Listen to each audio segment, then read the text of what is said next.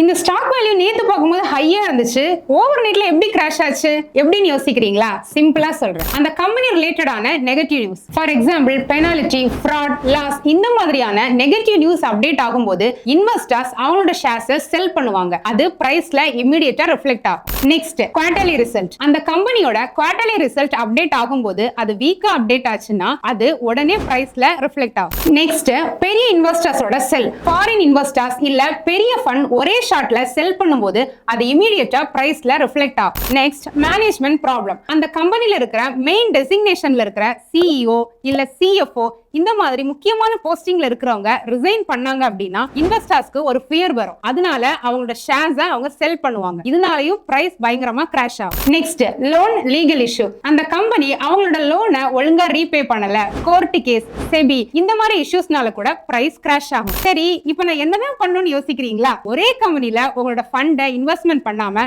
Diversify பண்ணி investment பண்ணுங்க. Thank you. பங்குச்சந்தையில் முதலீடு செய்வது சந்தை அபாயங்களுக்கு உட்பட்டவை. முதலீடு செய்வதற்கு முன் தொடர்புடைய அனைத்து ஆவணங்களையும் கவனமாக படிக்கவும்.